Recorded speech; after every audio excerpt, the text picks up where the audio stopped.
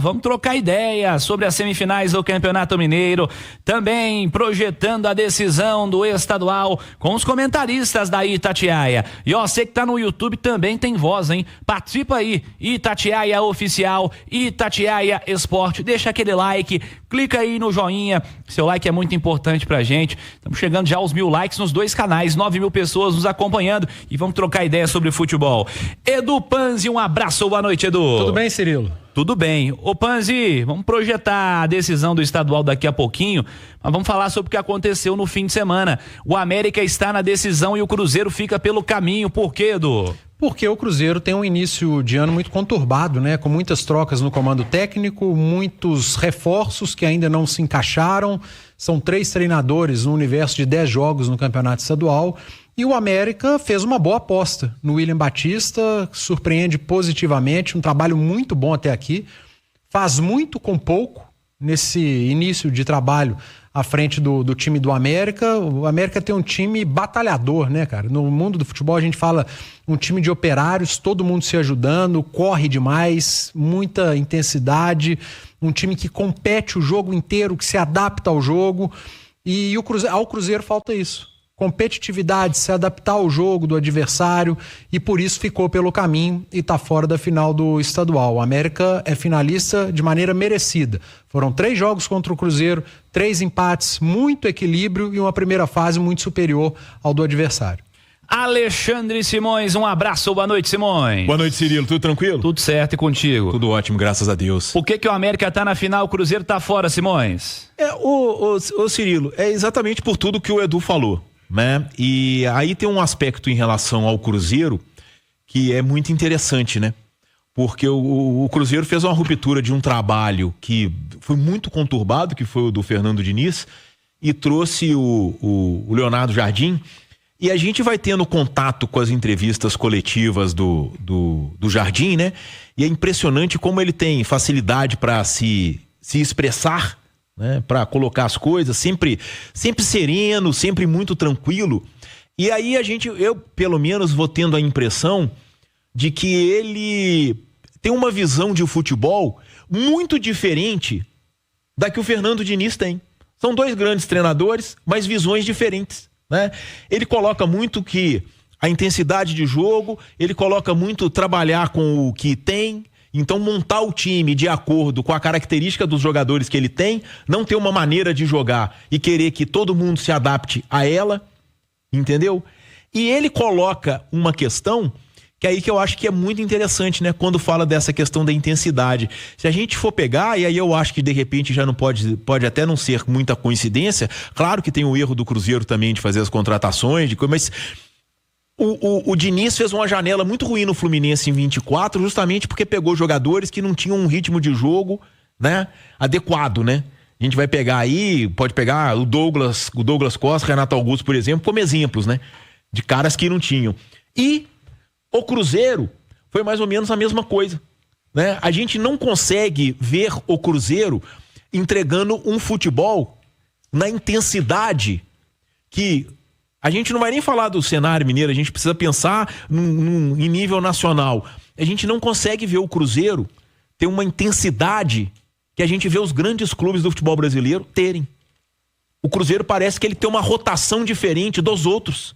É um jogo mais, sabe? Então, realmente, eu imagino tanto que é sofrido para o torcedor do Cruzeiro estar fora dessa decisão, né?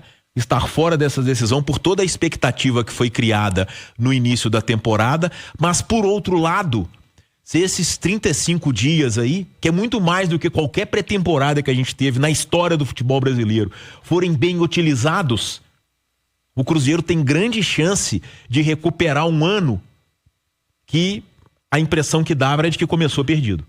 Ale Oliveira, um abraço, boa noite, Ale. Um abraço, Cirilo, os companheiros e todo mundo que nos consagra na rádio mais ouvida do Brasil. Quais reflexões você faz, Ale, sobre a classificação do América, a final do estadual e a eliminação do Cruzeiro? Oliveira. O América tem um time, né? Tem um time que tem as suas limitações, que acho que pro Campeonato Brasileiro da Série B vai ter que se reforçar, porque você não consegue jogar com essa intensidade 2 vezes por semana, a motivação dos clássicos evidentemente que é diferente, então o América não vai conseguir manter esse nível, essa intensidade para todos os jogos, as 38 rodadas do Brasileiro da Série B, então precisa de reforço, mas é um time que você percebe como se comporta defensivamente, ofensivamente, tem padrão, tem um treinador que já está desde o começo do ano, então é um time, né? Com todas as dificuldades que tem, é um time. O Cruzeiro ainda não é um time. O Cruzeiro é um apanhado de bons jogadores, alguns que não estão jogando bem, mas não é um time, e nem poderia ser, né? Porque você começa a pré-temporada praticamente tirando a parte física ali, um aprimoramento técnico, você joga taticamente a pré-temporada fora. Aí o seu treinador, que já tinha sido demitido no ano anterior, cai, você coloca um outro treinador, o time parece jogar com mais leveza, com mais alegria. Chega um novo treinador que tem pouquíssimo tempo para trabalhar, está tentando identificar todas as situações que acontecem no Cruzeiro, mas você ainda não tem um time, você não consegue tirar o máximo dos seus jogadores, você não consegue tirar nem individual nem coletivamente, então o Cruzeiro ainda não é um time. Resta saber se nesse tempo aí o treinador, que é bom treinador, evidentemente que é bom treinador e a carreira dele diz isso, se ele vai conseguir fazer esse time que o Simões falou, competitivo, intenso, dinâmico, com essas peças, né? Essa é uma dúvida que eu tenho. Aliás, já tinha, inclusive antes da eliminação. Mas, de qualquer maneira, passou para a final quem tem um time e não quem tem uma porção de bons jogadores. Repito, alguns deles jogando muito menos do que podem. Ô Edu, o Leonardo Jardim vai ter a famosa expressão fazer do limão a limonada, né? Ele tem um limão bastante azedo para tentar fazer uma boa limonada, porque ele tem aí 35 dias de trabalho pela frente, sem jogos, sem pressão, certamente com algum tipo de amistoso no meio do caminho, para fazer algum tipo de ajuste com testes aí e para identificar algumas situações. Eu creio que o Cruzeiro, indo ao mercado, espero que contrate jogadores com apetite, caras que estão a fim de mostrar bom futebol. Já estão sendo falados aí nomes, inclusive o Pansieri trouxe há pouco sobre atacante, né? Atacante sendo uma das possibilidades aí do Cruzeiro para esse novo momento, mas acho que é impossível desvincular a análise da eliminação do Cruzeiro para o planejamento, né? Para a diretoria, para quem projeta o futebol do Cruzeiro, para quem projeta o futebol do Cruzeiro nessa temporada 2025, porque não tem muita lógica, né? É meio difícil que dê certo você manter no comando um técnico que você demitiu no ano passado, você mandar o técnico que você demitiu no ano passado, mas achou que para esse ano estava bom para continuar, mandar ele embora com 3 rodadas, ter um outro treinador no meio do caminho e o novo treinador só assumir na última rodada do estadual.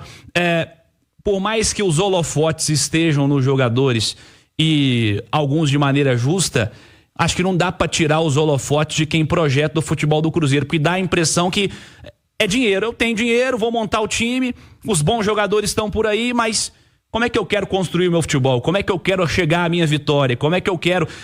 o que eu penso de futebol? É só vou botar o elenco que custava 10 passar a custar 20? Vou trazer o cara que é a estrela do Flamengo, a estrela do Palmeiras, a estrela do Corinthians, estrelas que não brilhavam tão mais assim. Não sei, acho que os holofotes estão em cima de projeto esportivo. Nesse momento, pelo menos, é a minha reflexão, Edu. A impressão que a gente tem, o Cruzeiro passou por um momento muito complicado na sua história, né? De vacas muito magras. O Cruzeiro do Adilson, em 2020, não tinha time pra treinar, né? E todo mundo se lembra disso. A gente tá falando de 2020, cara. Tá pouco logo tempo. Ali, tá ali atrás. E eu acho que, a partir do momento que o Pedro Lourenço, que é um torcedor apaixonado pelo Cruzeiro, assume a SAF, a vontade dele era a vontade da maioria dos torcedores, sabe, Cirilo? A impressão que eu tenho, tá? Isso não é informação. De que, puxa, a gente precisa ter de volta grandes nomes com a camisa do Cruzeiro, como foi sempre na história. E foi atrás de grandes nomes, cara.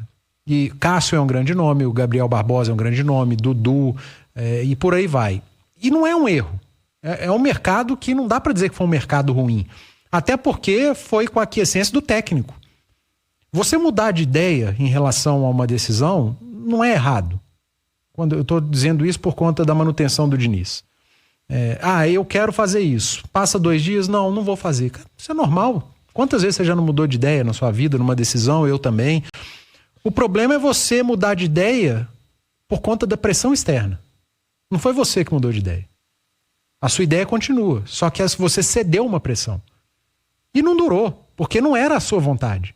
E foi isso que aconteceu com o Diniz.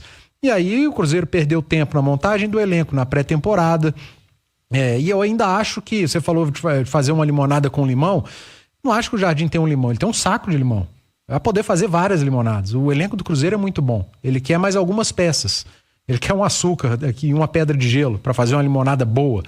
E talvez o Cruzeiro tenha a capacidade de dar isso ao Leonardo Jardim. É que é um momento mais complicado, né? Você já não pega a melhor janela.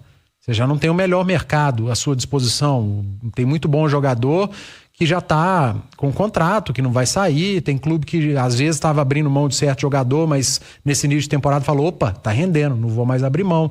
Então não é simples, mas são 35 dias e eu espero que sejam 35 dias que façam valer o investimento no Leonardo Jardim. Leonardo Jardim, você é bom, você custou caro, o elenco é todo seu, faça dele o que você quiser. E não, como fez, por exemplo, com um treinador jovem como era o Seabra, de passar o carro na frente dos bois e colocar jogador que não estava pronto para atuar.